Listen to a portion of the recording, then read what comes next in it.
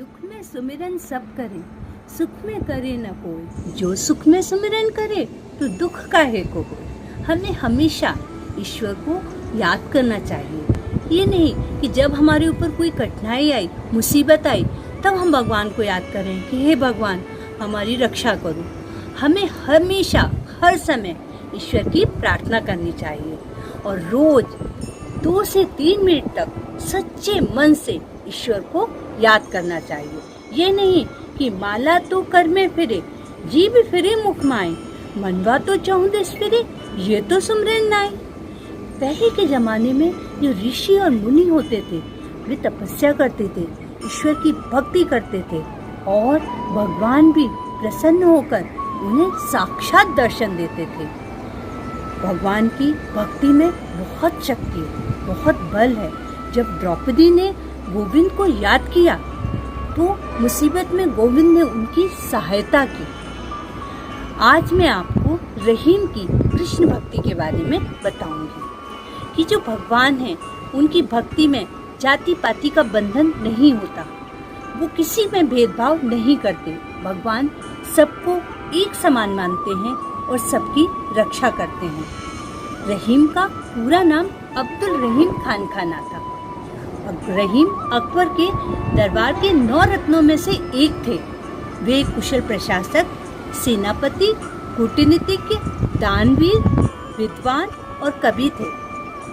कहते हैं कि रहीम कलम और तलवार दोनों के धनी थे। एक बार दिल्ली के बादशाह ने रहीम को दक्षिण के एक राजा पर आक्रमण करने की आज्ञा दी।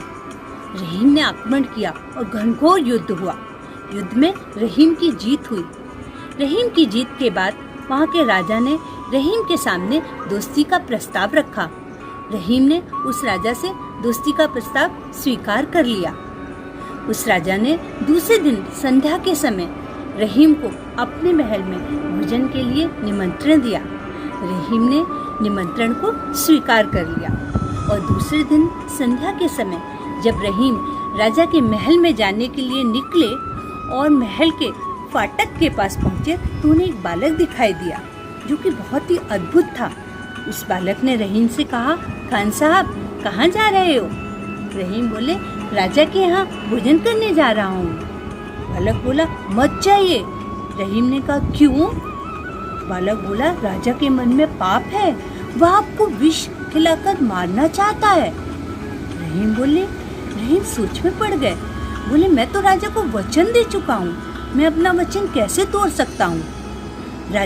बालक ने कई युक्तियाँ लगाकर रहीम को मनाना चाहा कि वो राजा के घर भोजन करने नहीं जाएं। रहीम को गुस्सा आने लगा और गुस्से में वो बालक से बोले, क्या तू भगवान कृष्ण है जो मैं तेरी बात मानूं? बालक हंसकर बोला, यदि मैं भगवान कृष्ण हूँ तो?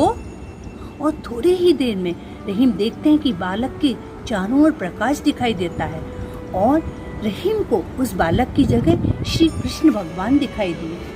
रहीम भगवान के चरणों में झुक गए। श्री कृष्ण ने रहीम को उठाते हुए कहा, अब तो मेरी बात मानोगे ना खान साहब? रहीम बोले, क्यों नहीं मानूंगा प्रभु, भगवान की आज्ञा तो सर माथे पर है। और जैसे ही रात हुई रहीम ने अपने सैनिकों को आदेश दिया कि राजा के महल को चारों तरफ से घेर लिया जाए। सैनिकों ने राजा के महल को चारों तरफ से घेर लिया और कुछ ही समय में राजा को बंदी बनाकर रहीम के सामने प्रस्तुत किया। रहीम ने राजा से कहा, क्यों भाई राजा, अपने मित्र को विष खिलाकर मारना चाहते थे? राजा आश्चर्य में पड़ गया क्योंकि ये विष वाली बात राजा के अलावा और कोई नहीं जानता था। राजा ने रहीम से कहा कि मैंने आपको भोजन में विष मिलाकर आपको मारना चाहा। मैंने बहुत बड़ा पाप किया है, इसके लिए तो मुझे मृत्युदंड अवश्य मिलना चाहिए।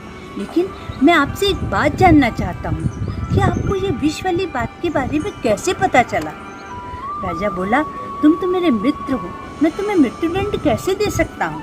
लेकिन हाँ, मैं ये बात बताने के लिए विवश हूँ, मैं तुम्हें नहीं बता सकता। राजा ने कहा, भले ही आप मेरा मृत्युदंड नहीं माफ करो, लेकिन मुझे यह बात अवश्य बताइए कि आपको कैसे पता चला? तब रहीम ने कहा, मुझे यह बात स्वयं श्री कृष्ण भगवान ने प्रकट होकर बताई है।